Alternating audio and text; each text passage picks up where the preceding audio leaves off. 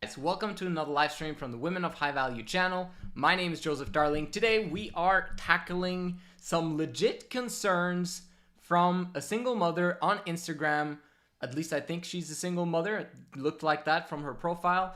And she was letting me know about her opinions of a video that I sent her. So she obviously followed my account first, and to a lot of the people that follow my account, I reach out and I asked them what they think about my YouTube channel. So that's basically what happened. And so she comes with some obvious concerns about 3 in love. And as I've stated before on this channel, the more masculine a woman is, okay, and the more she's been hurt by men in the past, the more she'll be afraid or not desire 3 in love, okay? She's gonna be completely against it. And it's completely normal because it is a gift, okay? It's not something to be had easily, you know, just because that's female nature. No, it's a hidden gift that you literally have to unpack and find out why women would want this. Because once it actually hits, once women understand the whole scope of emotional fulfillment that comes from 3 in love, it's a given. Obviously, I'm biased, but so let me just share her thoughts, and then we'll tackle them one by one together on this channel. Hopefully she watches this, and if so, you're awesome. Okay, let's start. Which video did I send her? This is my latest. Let's see. What does it mean to be a woman of high value? On that video, I spoke about how basically being a woman of high value is having 4 things, okay, that are extremely important to a high value man. And those things are loyalty, desiring 3 in love, and femininity and beauty, okay? Now, and beauty is the last one, but it's obviously very important, but femininity is more important because, like, it makes you more beautiful. But then I also spoke about loyalty. Loyalty is kind of dependent on the man, to be honest, but it's awesome if she has a background of desiring loyalty, okay? Either that her parents actually stuck together for life and she wants to follow that example, or her parents divorced and she will never ever be like her parents, because that what might help, you know, towards, you know, them sticking together. But one huge, massive one out of those 4 is desiring 3 in love. That's what I spoke about on that video. And for me, once a woman says that she desires 3 in love, it huge, it increases her market value, so to speak, to a man of high value. Because all men of high value, okay, because of their testosterone levels, because of their competitive levels, because they think big, they think huge, and also because they understand female nature, and that 3 in love, in my opinion, is what is needed for a woman to be completely emotionally fulfilled, they all desire 3 in love. Once they understand it. The majority of men these days don't understand female nature, and that's why they don't understand the aspect of 3 in love. So that's what I share on that video. That's the one she watched. And I said, let me know your thoughts. I accept hate too. She laughed at that one and said, okay, I'll let you know. And so for all of you guys as well, if you want to hate on my videos, just do that. I love it. Okay, bring it on. If you watched my video on Will and Jada explaining their relationship, it's the only video that went massively viral on this channel, which 150,000 views. There was like 500 comments or something. I replied to all of them. So maybe it was 250, but I replied to all of them. So 250 plus 250. And that took me a whole day to reply. It was insane. It was fun though. But on that channel or on that video, I got a lot of hate. And I love hate because hate actually helps me to properly explain what I mean, but it also helps me to understand where I'm wrong. Okay? Some places I am wrong, and then I got to investigate and actually study it out, and yeah, okay, she has a point there, he has a point there, okay, let me study this out and let me figure out where does that angle come from, you know, what's their background story, and I'm trying to understand. Okay? The only reason why I understand the things that I know on my channels is because my entire life I've been trying to just simply understand. That's what I want to do. More than anything else is I want to understand how this world works. Okay, it's kind of blurry, so I'm just trying to fix that real quick for you guys. There you go. So let's see what you said. I did watch it, and I agree with a lot, except the polygamy part. Obviously, we don't call it polygamy. We call it 3 in love because there's a lot of negative connotation to polygamy. Rightly so, because polygamy throughout the ages have been absolutely horrible because it hasn't been applied correctly, and men have basically been blaming women since the beginning of time. No more. 3 in love, there is no blaming women. We simply understand them and understand their emotional needs, where they come from, what they need, so that we can actually fulfill their needs, okay? If you don't understand what their needs are because you've been beating them up or refusing to receive them or listening to them, obviously they're not going to be emotionally fulfilled and they're going to hate it. But if they understand that they are the focus, that their emotional needs 100% need to be met at all times, everything changes, right? So she watched it, and she said, I believe God created us to be together as a couple and raise a family together. Okay, so she's religious. The village to help you raise your children should be the extended family, friends, and neighbors. Let's just tackle that one first. For those of you guys who don't know what 3 in love is, 3 in love is 1 man, 3 women living harmoniously under the same roof, because the man always takes the blame for everything else. Everything that goes wrong in the relationships, in the home, with accidents, whatever it is, it's always the man's fault. Why? Because he's responsible, okay? Because he can change things. He can actually create change and initiate change, and also taking the blame as a man is huge because it gives him more power. You want your man to have more power, don't you? Okay? If he's a good guy. If he's a bad guy, then not so much. You don't want him to have power. Completely understandable. One of the reasons as well why most women don't want men to have 3 in love is because that gives a man extreme amounts of power. And every single man that women have been with have been low value men that should not have been given power, rightly so. So women need simply better men. Okay? But if the man is absolutely amazing and he's a nice guy, he's trustworthy, he's got all of the wonderful things that a woman would want and the world would want in terms of a leader, then he needs to be elevated as much as possible. He needs as much power as we can so that he can actually win in the competition, in the marketplace against the, inferior guys out there, right? Inferior because they're not as good as he is and not as trustworthy as he is and doesn't have as good a reputation as he does, etc., etc. So, the village to help you raise your children should be the extended family, friends, and neighbors. What do I think about that? Well, I've said that quote before. It takes a village to raise a child. Absolutely. Could you imagine if you have multiple kids? Yeah, you'll need more. Okay? You need an entire village. Is it really effective? Okay, now we're comparing 3 mothers to extended family, friends, and neighbors. Number 1 thing that comes to mind is availability. Okay, that's the number 1 thing that comes to mind. How available on a continually daily basis is your extended family, your friends, and your neighbors able to participate in raising your child? How available are they? And I would tell you 95% of the time they're not available. Okay? You understand that 3% of our entire awake time, including children's, is a half an hour. How many people have time out of your extended family, friends, okay, and neighbors to spend time with your child at least 30 minutes a day? Do you always get that help? And if you do get that help, are they there for that long with an ultimate 100% undivided attention focused on your child? Not so much. Doesn't happen in my experience. I got 3 kids. Extended family, zilch. Friends helping out, no. What else? Okay, neighbors, really? Okay, that doesn't happen in the 21st century. Have you seen neighbors helping you out with your kids? What? Like, they'll be like, if you have a lot of kids, they'll be like, that's on you for having a lot of kids. Good luck.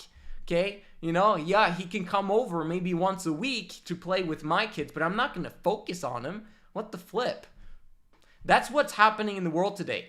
What does happen, however, is sending kids off to school. Okay? Allowing the government to raise your kids. That is a necessity for single mothers. It is a necessity for those that just don't have capacity and are completely ignorant on the subject of what kids need in order for them to be emotionally fulfilled. Kids need to have more yeses in their lives. Kids need to have more capacity to get what they want in their lives. Meaning, if there's something that they look at that they desire, they should be able to get it if it's reasonable. Why not? If kids grow up getting no their entire childhood, once they become teenagers and adults, they'll be like, I'm not able to get whatever it is that I want. Because that's just the way it is. That's been the way my entire life. I can't get what I want. And they haven't been getting the undivided attention, the love, the acceptance, and everything that a child should be receiving in their childhood. But the biggest thing that children need is a self-worth, is a high level of self-worth. How do they get that? Do they get that from strangers? Do they get that from their extended family, friends, neighbors? Okay? No, they get that from their mother. The mothers are crucial in developing the self-esteem and self-worth of a child, especially boys, but also girls. Okay? Everyone needs more mothering when they're children. Once they grow up, they should be able to handle themselves. But we see in society today that kids are not able to handle themselves as adults because they were never given the love, appreciation, and adoration as children. And they need, okay, so that's the first thing. Availability of those that actually have undivided time and attention to take care of kids. In this crazy hustle and bustle mentality lifestyle that we all have today, with men working, women working, and the kids being sent off to strangers, no one has capacity to give the kids undivided attention. The teacher giving the kids undivided attention, that's a joke. Like I've said before, 20 or 30 kids in one classroom with one parent, that doesn't love the kid, okay? I've heard stories, okay, where teachers, literally teachers, talk to other people, okay, and say, I hate kids. I think that they're tyrants, okay? And yet they're teaching your child, okay? Or someone else's child, doesn't matter. The average teacher, do they actually like kids? Do they enjoy their job? Or do they wish that weekend would come faster, okay? Who are you sending with your kids? I'd rather have them with mothers, okay? Their mothers, multiple mothers that love that same child more than anything else on the planet. Okay? Having multiple mothers is a blessing. That's not a curse. That's beautiful for a child. So that's just one aspect that I just share with the world. It's just like, oh my gosh, how much our kids, and we wish for our kids that they had multiple mothers. Just three. Okay? From the aspect of undivided attention, love, appreciation, adoration, all that stuff, but also the practical aspects of being helped when they need help. Not having to be told, wait, okay, be quiet, hold on, I'm trying to fix this first and then I'll get to you. If there was multiple mothers, we get back, immediately would be able to fix everyone's problems at the same time. No children would have to wait. Okay? And problems very often, if they do happen, they happen multiple places with multiple people at the same time. We need more hands and more minds if you're going to be practical about your household. Cooking, cleaning, helping with homework, driving them around, getting things done, cleaning the house, trying to unburden these kids so that they don't have to be slaves from being 6 years old in the household. No, you do your chores. Why should kids be basically told to do chores and that basically is a thing that they don't want to do as they grow up because they were forced to do it as they were kids? If you alleviate kids' burdens, guess what they do? They run towards responsibility and burden. Just like women, interestingly enough. Women, when they're unburdened, they run towards responsibility. Kids, when they're unburdened, they run towards responsibility, which means they come up to you when you've basically told them, no, you're not allowed to do the dishes. Don't you dare. Don't you touch the dishes. They're mine, okay? You do that, the kids are like, but I want to do the dishes, because they know the rewards that are there if they do, right? Let's say you have some rewards, but they're not allowed to do it. But I want to do it. Give me the chance to do it. Everything that you tell your kids to do or to not do, don't do that. Don't do that. What do? They very often, they start doing the thing that you told them not to do. Well, guess what? What if you did that to positive things? I'm just giving you guys some kind of examples of how tricky parenting is. And especially if you're one person, it's just difficult to be consistent with that type of mentality in raising kids. But it's a beautiful thing when you actually manage and master it. How it's done. One mother, not enough. Sorry. No offense. Let's see.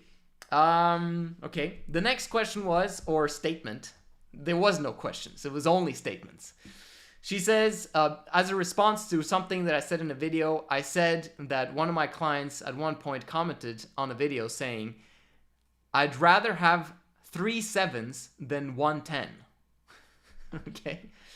She responded and said, I'd rather have a 7 than a 10 plus 2. I thought that was kind of creative. However, is that really true though? You know, when women say what they say, you can't really take them seriously, because that's what they might say, that's what they rationally think, but emotionally, you always know that women are hypergamous creatures, which means presented with an alternative of a 10 and a 7, and both of them are trustworthy, honorable, integral, and have amazing things going for them, except for the fact that the 10 is a 10 and the other one is a 7. In each of those circumstances, if they're both trustworthy and integral and they've gotten the stamp of approval from other men of high value, for example, a woman will always choose the 10, okay? But obviously, because, you know, this woman who's against these principles, because she's against 3 in love, then she'll say, I'd rather have a 7 than a 10 plus 2. And she's right, according to what she feels in her heart at this moment in time, because, in my opinion, she doesn't understand the beauty of 3 in love, she'll say she'd rather want a 7, okay? So those are legit concerns, because this is how she feels right now, being in her burdened masculine state, in my opinion. If she was feminine and she was unburdened and she had the option of the man, and the man promised her that she would be emotionally fulfilled continuously, and she had chosen the other women, okay, and they found a way to be harmoniously living together under the same roof, and she understood how this whole concept worked, okay, there is no woman in her right mind, after understanding all these things and feeling these things, that they are true, that would not want the 10 plus the 2, okay? At any given time in the future, this is what's going to happen. Eventually, women will catch on to this vision. They'll understand when they see case studies, when they see their friends living 3 in love lifestyles, when they see this, that, and the other. Over time, they're going to be like between the choice of 110, and he's in monogamy, and then the 10, and I get to share him with my 2 best friends. Which one would I pick? It's going to be obvious that women are going to pick the man in 3 in love with who's a 10, okay? Because they'll understand it eventually. And hopefully at some point in time, the 10s of men are not going to desire monogamy, okay? We're creating a world, this is the vision. We're creating a world where all women are massively valuable in everyone's eyes, okay? That's the goal. And this, the only way is by having 3 in love. That's the only way that I see it. Or another form of lifestyle. I mean, it could be more, but, you know, per man. But I think that's a mistake. I think that 3 is the magic number, because that would actually create it in such a way that society could accept it. Because the moment, you know, but in general, people should be free to do whatever they want. But in general, we need women to go off the dating market. Off, away. There needs to be no women in the dating pool except those that are available who have been protected by their fathers and who are now ready to commit for the long term. And it's not really their commitment. It's the man needs to commit, and once he's ready to commit and the women are fired up about his commitment, that's when they enter into 3 in love, in my opinion. Obviously, after they're 20 years old, they're above age, blah, blah, blah, all that stuff. But yeah, that's what I wanted to share about the 7, then the 10 plus 2. Okay, so as a woman, I want to feel loved and valued. When you get other women in the mixture, the message, I guess, is I'm not enough. That's my thoughts. So I thought that was interesting in terms of the I'm not enough. She repeats that 2 or 3 times in this thread that we have going on, talking to each other. And why is that? Why is it that women don't feel like they're enough the moment that there are other women in the mix? This is because as they are masculine, meaning burdened, they've been in survival mode for maybe decades, and they've been competitive their entire lives. If they're in the marketplace, if they're in careers, or if they're in a circumstance and trying to get a man of high value, whatever it is, she's surviving, she's being burdened. She's going to be in survival mode, meaning she's going to be competitive. There's a lack in her life, which causes her to use her elbows to try and get what it is that she wants, because that's what the world creates. The world is hard, for those that for those that are not unburdened. Okay, if you're burdened, life is difficult. It's difficult for men who are trying to pick their bootstraps up and actually achieve huge things in their lives. It's hard. Eventually, it becomes easier and easier the better mindset you develop. But for women who are burdened, it's hard for the rest of their lives. No matter what, it's going to be hard forever. Okay? If you're unburdened, it's a completely different story as a woman. That's why we're trying to, help women to remain in their femininity. Femininity equals being unburdened. So, if she's masculine, she's going to be competitive. And if she's competitive, that's how she'll look at 3 in love. She'll be like, oh, if you mix other women in the mix, yeah, that's going to be competitive. And we're going to compete about getting attention from our man. And we're going to try and outshine each other. No. When you have friends, do you try to outshine each other? Do you try to compete with each other? If you do that with your best friends, they're not going to be your friends for very long.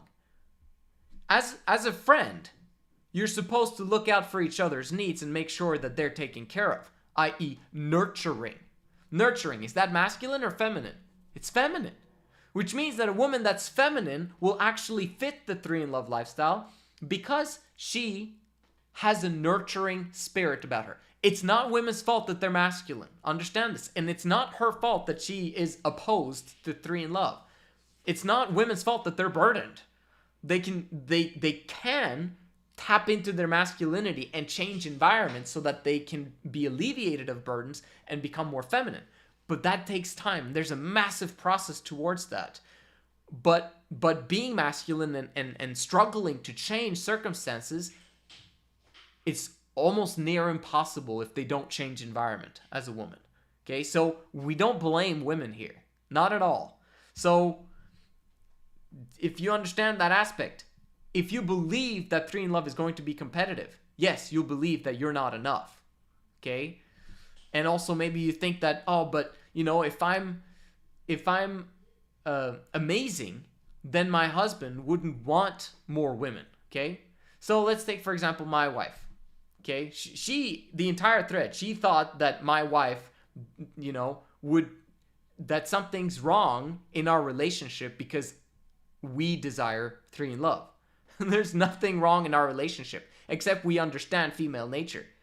Okay, we understand what monogamy brings to the table for a couple, and it's destructive, and it creates problems that are never able to be solved. Simply because of our male nature and our feminine, and her feminine nature. It's just like the entire relationship becomes warped. It's messed up because so many reasons. But in short, basically the man becomes more of a woman. He's a man first, you know, he hasn't committed yet. Oh, he commits. Now they're in a long-term relationship. The man spends more time with his woman. He spends more time doing female duties. He spends more time in the home, etc., etc. Over time, he becomes more and more female. The woman, because she's burdened and she's with the low-value man, because that's what happens. Every single long-term relationships, notice that you begin to look down on your man and you start nagging and you start like, why aren't you accomplishing the thing that you're supposed to be accomplishing, etc., etc., and why aren't you doing those things, and you don't love me anymore, and blah, blah, blah. All those things that happen in a relationship becomes burdened. And as she becomes burdened, what is that a synonym for? Masculinity.